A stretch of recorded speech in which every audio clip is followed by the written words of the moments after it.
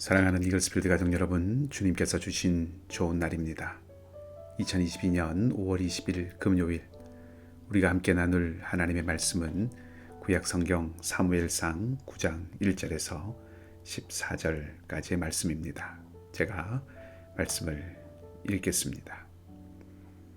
베냐민 지파의 기스라 이름하는 유력한 사람이 있으니 그는 아비엘의 아들이요 스롤의 손자요 베고라스의 증손이요 아비야의 현손이며 베냐민 사람이더라. 기스에게 아들이 있으니 그의 이름은 사울이요 준수한 소년이라. 이스라엘 자손 중에 그보다 더 준수한 자가 없었고 키는 모든 백성보다 어깨 위만큼 더 컸더라.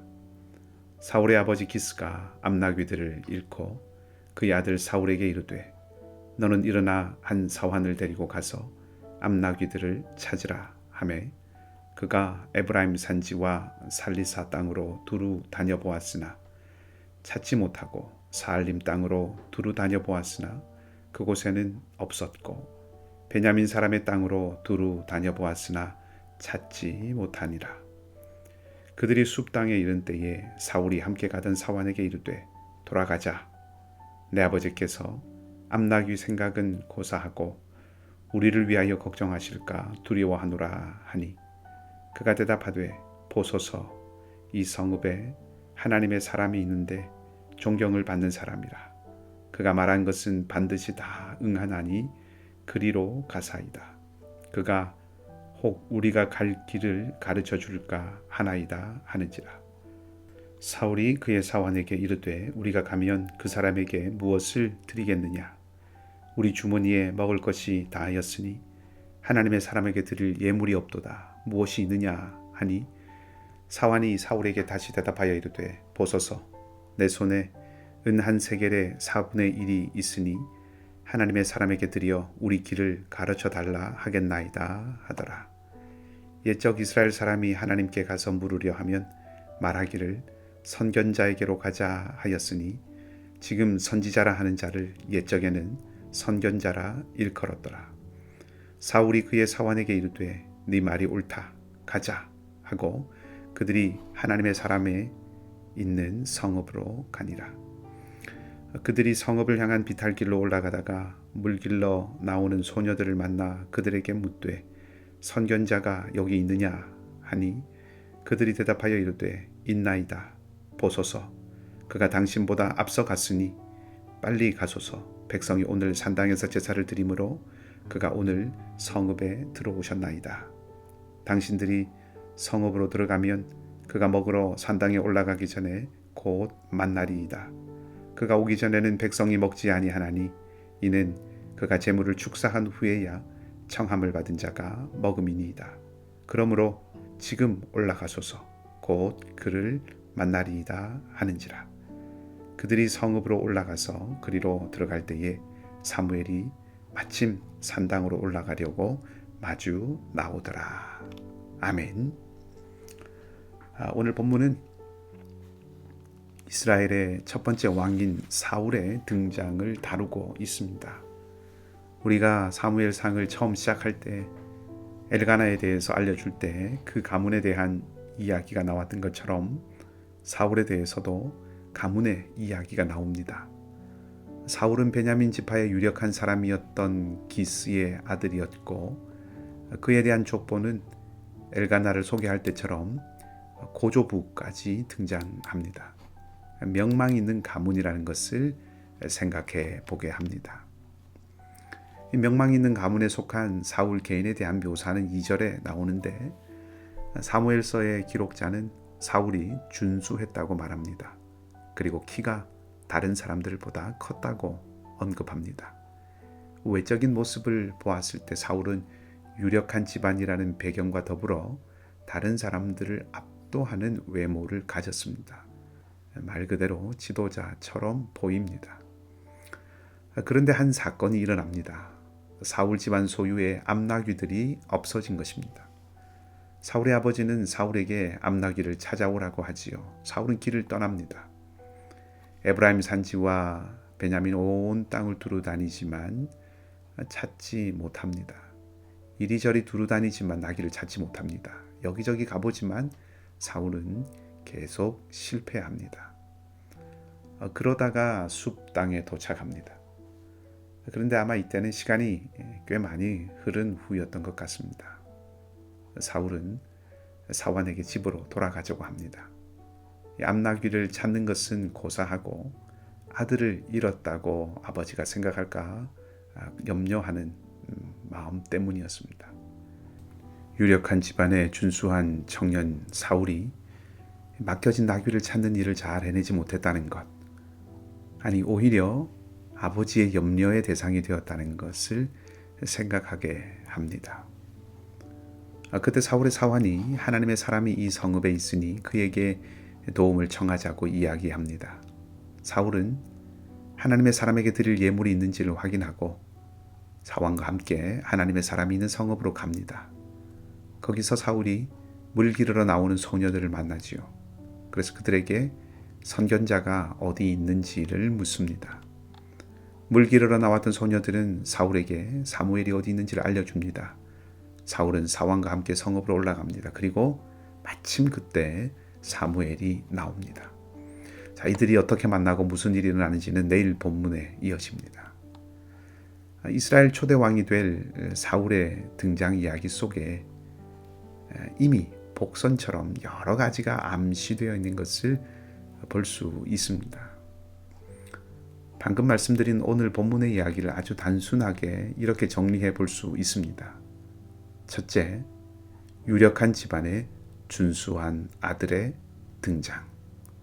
누가 보아도 좋은 조건을 갖추었고 능력이 있어 보이는 사람이 등장했습니다. 둘째, 문제 발생. 그에게 나귀를 찾는, 잃어버린 나귀를 찾는 임무가 주어졌습니다.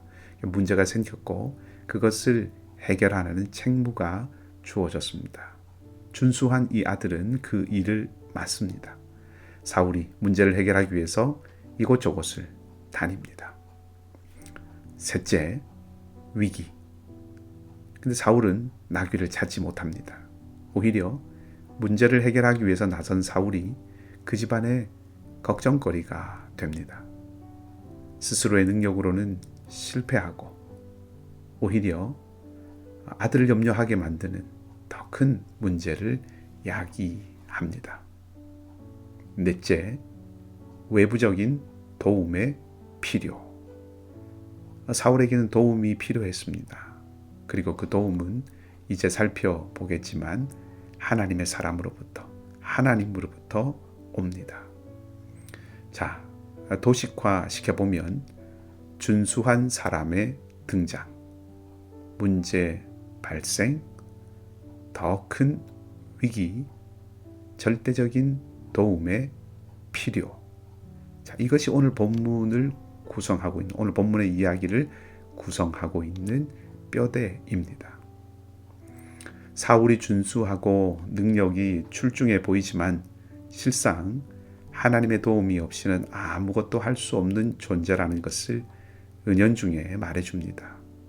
왕을 요구한 이스라엘에게 왕의 제도에 대해서 알려주신 이후에 처음 등장하는 사울의 이야기가 이런 구조로 되어 있다는 것이 의미심장합니다.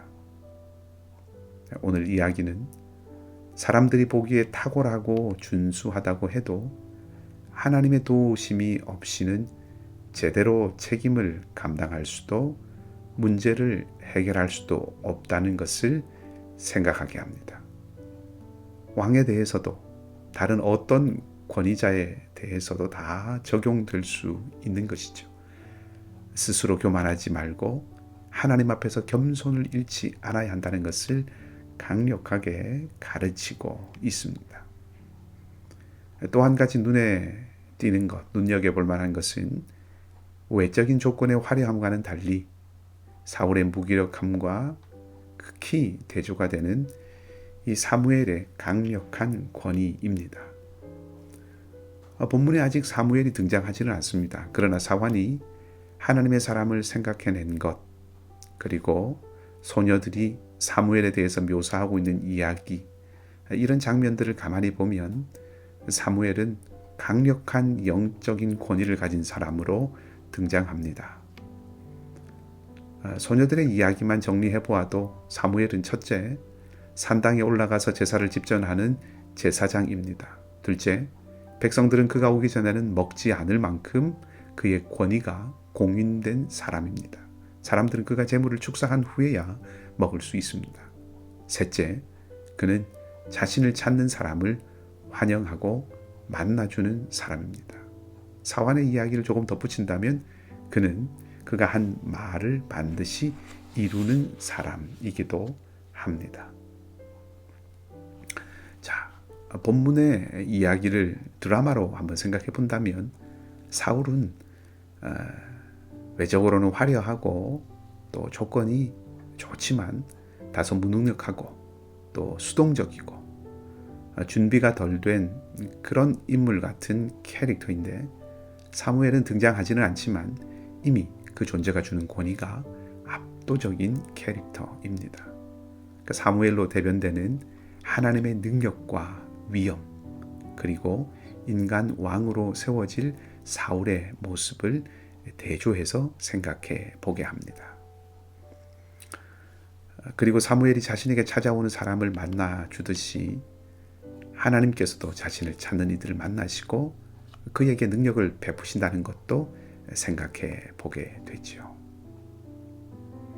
우리의 인생과 삶의 유일하고 근원적인 도움은 하나님으로부터 옵니다. 그리고 하나님은 당신을 찾는 이를 영접하시고 하나님께 피하는 이에게 능력을 베푸십니다. 오늘 하나님을 도움으로 삼는 우리가 되기를 바라고 하나님께 피하는 우리가 되기를 바랍니다. 그리하여 하나님의 능력을 누리며 사는 저와 여러분 우리 모두가 되기를 소망합니다.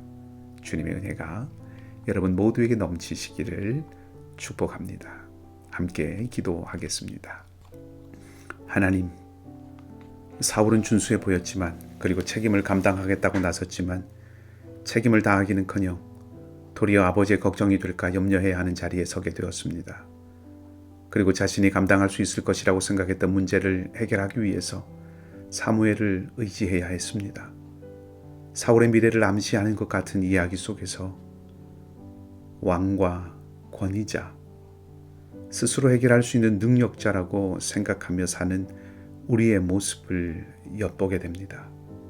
하나님, 우리의 지혜, 우리의 경험, 우리의 지식이 기반이 아니라 하나님의 지혜, 하나님의 능력이 도움의 근원임을 잊지 않기를 원합니다. 그리고 하나님께 피하는 우리가 되기를 소망합니다. 그것이 지혜이며 그것이 용기이며 그것이 믿음임을 잊지 않기를 원합니다. 하나님, 우리가 그렇게 하나님께 피하기를 구하듯이 우리 곁에 연약한 자매들도 형제들도 하나님께 피하기를 원하고 우리가 하나님이 피난처임을 그들에게 알리고 또한 하나님께 피하도록 도와줄 수 있기를 원합니다. 주님, 능하신 손을 펴시고 권능의 팔을 펴셔서 약하고 신음하고 넘어지고 엎드러진 우리의 마음과 형제와 자매들의 몸과 마음과 삶과 형편을 일으키시고 붙들어 주시옵소서. 회복해 하시고 굳세게 하시고 강하게 하여 주시옵소서. 하나님의 능력 안에서 새롭게 되는 은혜를 더하여 주시기를 원합니다. 오늘도 우리 모두가 오직 주님과 동행하는 복된 하루가 되기를 소망하며 좋으신 주님 예수 그리스도의 이름으로 기도하옵나이다. 아멘. 말씀을 기억하시고 자유롭게 기도하시고 오늘도 주님의 은혜 안에 머무는 복된 하루가 되시기를 소망합니다.